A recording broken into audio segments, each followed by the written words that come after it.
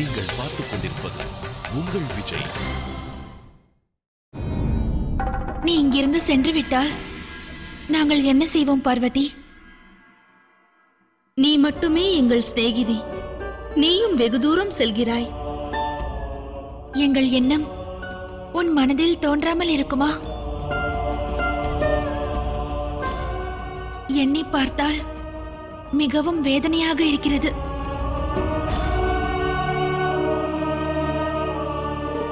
பார்வதி எங்கும் செல்ல மாட்டாள்.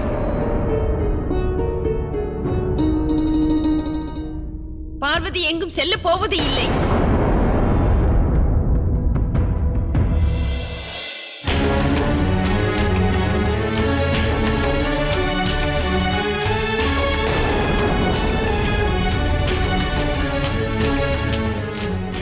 தாம் என்ன கூறுகிறீர்கள் பாட்டி?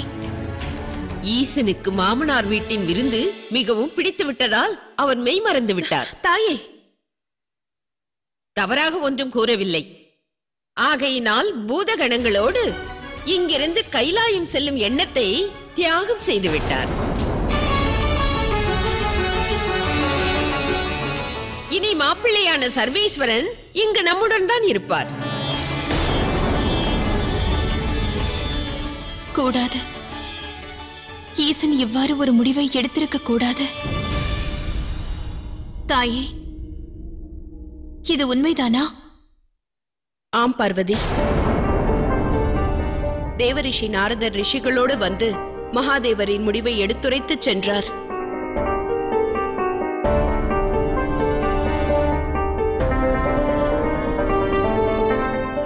மகளே, ஈசனாகிய உன் கணவர் உன் மீது நாங்கள் கொண்ட அதீத அன்பை அறிந்து கொண்டார் போல் தெரிகிறது. இனி வாழ்நாள் முழுவதும் நீ எங்களுடன் இங்கேயே வாழலாம் அல்லவா?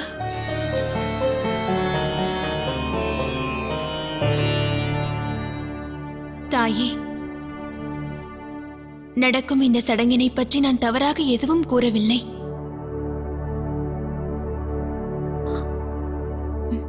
பெண்ணை ஈன்ற தாய் தந்தையரின் கன்னிகாதானம் அவளை புகுந்த வீட்டிற்கு அனுப்பி வைத்த பிறகே நிறைவு பெறுகிறது. தாம் கவலை கொள்ள தேவையில்லை தாயே. தாம் அளித்த கன்னிகாதானமும் நிச்சயம் நிறைவு பெறும். நடக்கும் ஒரு விவாகத்தின் அங்கமாக விளங்கும் இது தொன்று தொட்டு நடக்கின்றது. நடந்த இவ்விவாகம் நிறைவு பெற வேண்டுமெனில் தம்முடைய கடமையான இச்செயலை தாம் நிறைவு செய்ய வேண்டும் தாயே.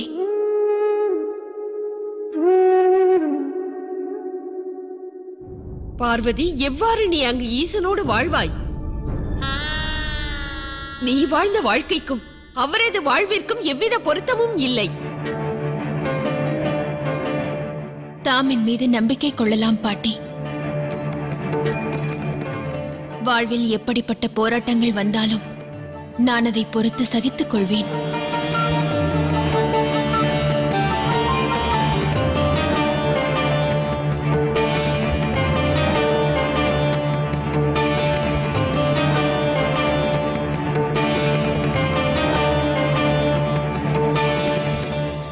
தம் மனதை நான் அறிவேன் சுவாமி. என் மனம் வாடும் என்று சுயநலம் பார்க்காமல் இங்கு தங்க சம்மதித்தீர்களே.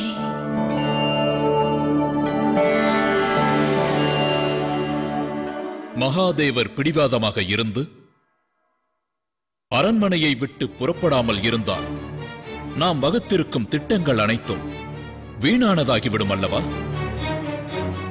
பிறகு தேவரின் துயர் துடைக்க எவர் வருவார்கள்?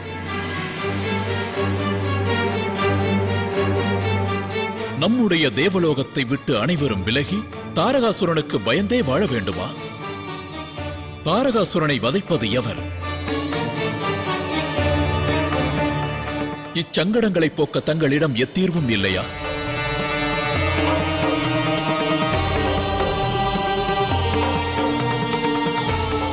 நாராயணா,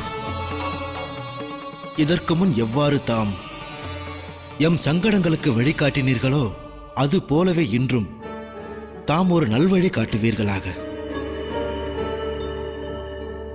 தம் அனைவரது சங்கடங்களையும் நான் தெளிவாக உணர்ந்தேன். எனினும் இது மகாதேவரின் தனிப்பட்ட கருத்து. அவரது இந்த முடிவிற்கு வேறொரு கண்ணோட்டமும் உண்டு. தேவி பார்வதியின் பால் சர்வேஸ்வரன் கொண்டுள்ள அளவற்ற அன்பினை இது உணர்த்துகிறது. ஆகையினால் உருவான இந்த சங்கடத்திற்கு தேவி பார்வதியின் வாயிலாகவே நாம் தீர்வு காண இயலும். தேவி பார்வதியால் மாத்திரமே அகிலாண்டேஸ்வரரது இந்த நிர்ணயத்தின் விளைவினின்று அவரை மீட்க இயலும். ஈஸ்வரனது இந்த நிர்ணயத்தினை தர்க்கவாதம் செய்தல்ல, மாறாக அன்பெனும் அணுகுமுறையால் மாத்திரமே மாற்ற இயலும். அதனை நிகழ்த்த அன்பெனும் திருவுருவமான தேவி பார்வதியே உகந்தவர்.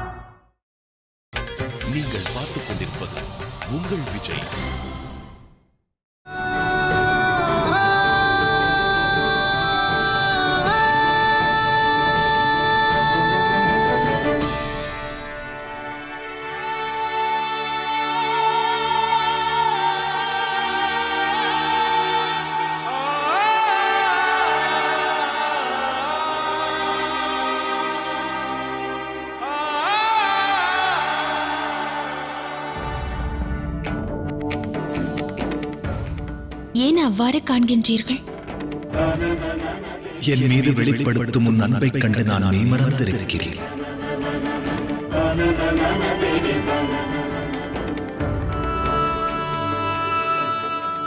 உண்மைதான்.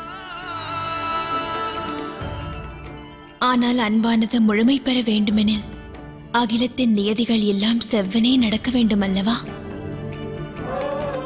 என்னை பொறுத்தவரை அன்பின் அடையாளம் நீயாவாய் பார்வதி. உனது சுகத்தையே நான் முதன்மையாக கருதுகிறேன். நீ ஆனந்தம் கொள்ள வேண்டும். இதுவே தமது முடிவிற்கு காரணமாகும் இல்லையா? சுகபோகமான வாழ்வை விடுத்து என்னுடன் நீ கைலாயம் செல்ல முற்பட்டிருக்கின்றாய். அவ்வாறு இருக்க உன் மகிழ்ச்சிக்காக நான் இங்கிருக்க கூடாதா? வாஸ்தவம்தான். ஆனால் தாம் இன்னொன்றையும் உணர வேண்டும் சுவாமி. அகிலத்தவர் வெளிப்படுத்தும் பக்தியும் அன்பாகும் அல்லவா? தேவர்களுக்கெல்லாம் தேவராவீர் தாங்கள். சர்வத்தையும் காக்கும் தாங்கள் சர்வேஸ்வரன் என்று போற்றப்படுகின்றீர்கள். அகிலத்தவரின் துயர் துடைக்க தாமல்லாது மூவுலகில் வேறவர் இருக்கிறார்கள். நமது விவாகம் அவரவர் வாழ்வில் விளக்கேற்றும் என்று எண்ணற்றவர்கள் நம்பி வாழ்கின்றார்கள். அவ்வாறு இருக்கையில் இன்று தாங்கள் எடுத்திருக்கும் இந்த முடிவால் அவர்கள் அனைவரும் அந்த நம்பிக்கையை இழந்துவிடக்கூடாது. இன்னொன்றையும் கூறுகின்றேன். எந்த சுகத்தை தாம் எனக்கு அளிக்க எண்ணுகின்றீர்களோ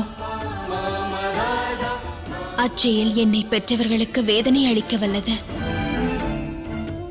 எனது தாய் தந்தையர் இருவரும் கன்னிகாதானம் செய்த பலனை பெறாமல் போக வேண்டுமா?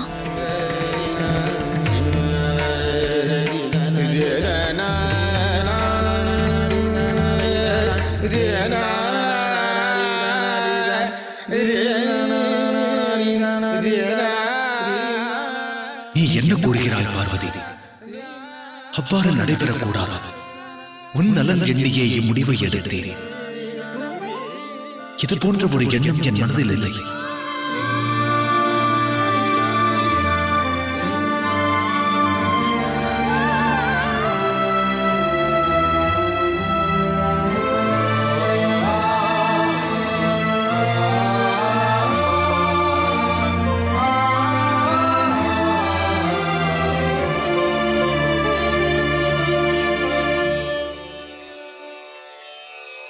झुमताना झुमताना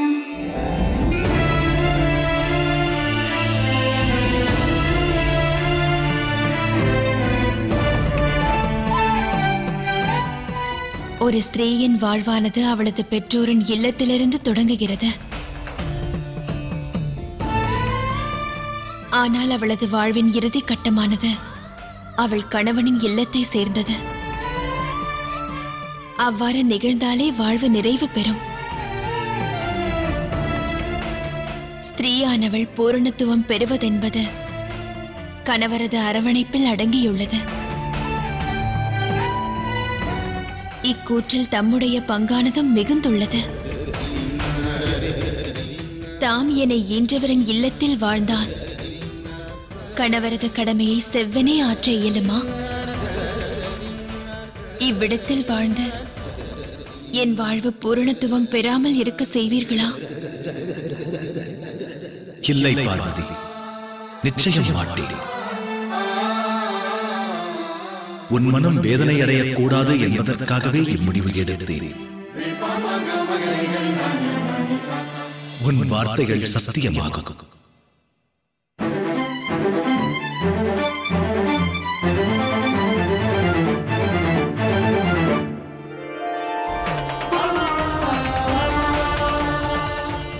நாம் இக்கணமே கைலாயம் நோக்கி புறப்படலாம்.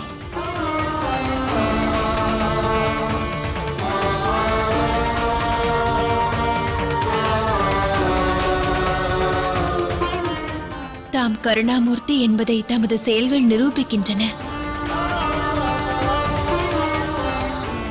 பிரபு, நாம் இருவரும் கைலாயம் அவசியம் செல்வோம்.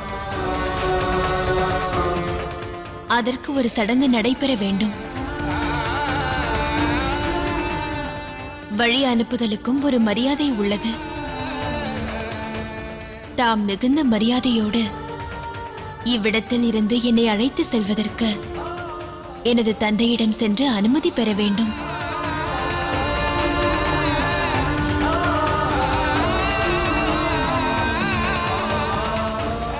நந்தி,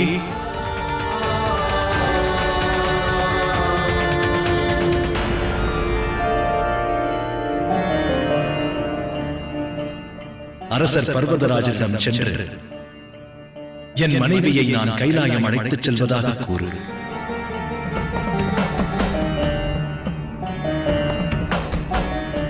ஆகட்டும் பிரபு.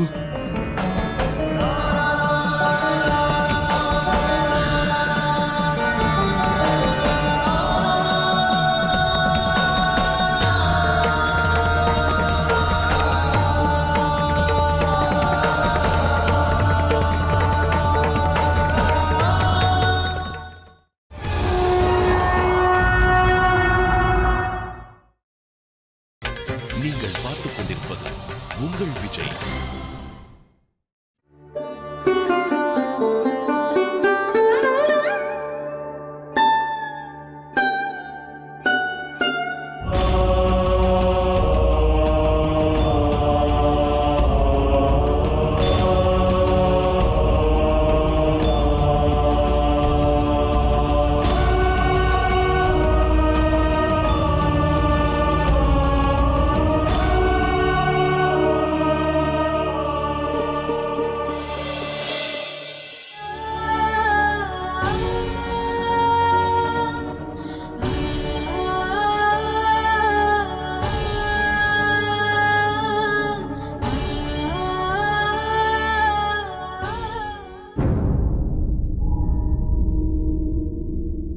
இத்தனை சங்கடங்கள் நடந்த பிறகும் என் வாழ்வினை காக்க நான் எச்செயலும் செய்யவில்லை, எதுவும் செய்யவில்லை. மரணம் மரணம் எனும் நிகழ்வானது என்னை நெருங்குவதாக தோன்றுகிறது. சிவபார்வதி விவாகம் நடந்துவிட்டதால் இனி எடுக்கும் நடவடிக்கைகள் பற்றி நாம் சிந்தித்து செயல்பட வேண்டும்.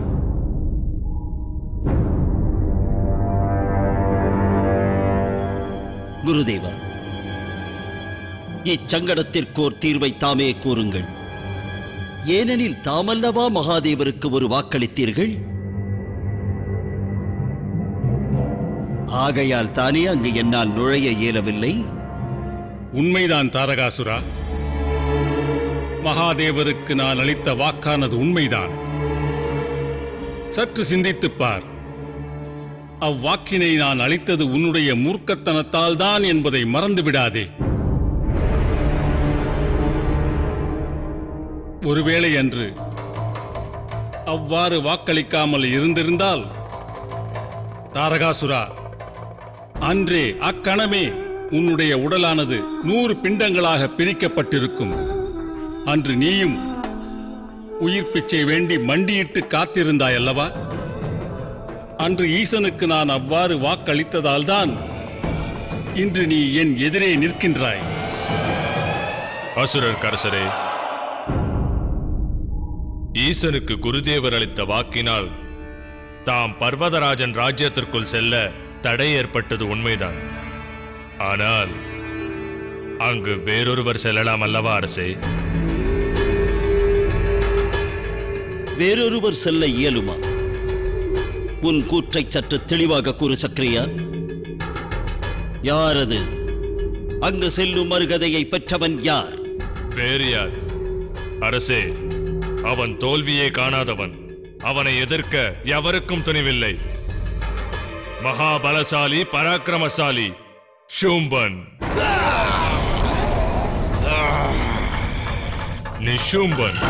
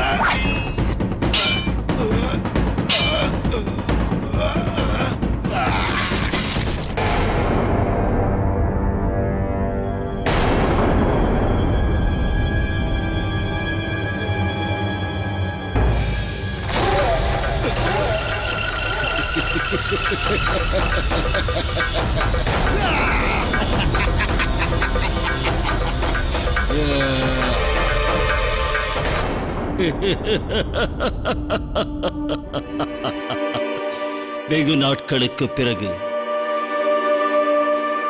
ஒரு அற்புதமான ஆலோசனையை கூறியுள்ளாய் சக்ரியா. அற்புதமான ஆலோசனை, வெற்றியே பெற்றுத் தரும் ஆலோசனை. நான் சென்று ஷும்பன் அஷும்பனை அவசியம் காண்பேன்.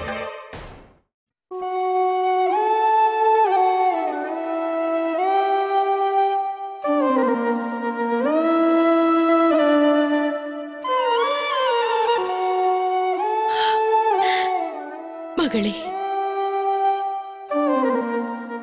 இது உனக்கு மகத்துவமான தினமாகும். ஸ்திரீயாக பிறந்தவள் இந்நாளை எண்ணி ஏங்குவாள்.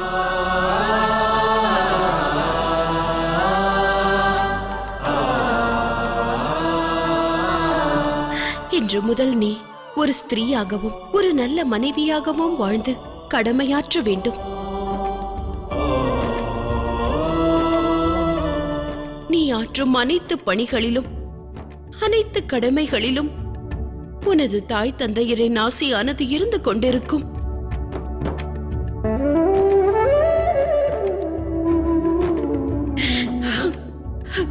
பெற்றோரின் வீட்டில் கற்ற ஒழுக்கங்களை எல்லாம் சற்றும் மனம் கோணாமல் கணவனின் கரம் பற்றிய நீ அவ்விடம் பேணி காக்க வேண்டும்.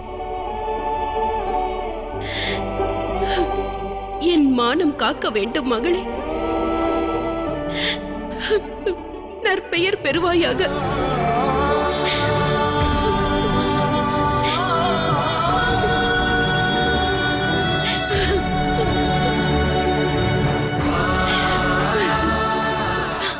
என்னை பெற்றோரான தங்களின் பெயரை நான் நிலைநாட்டுவேன் தாயே.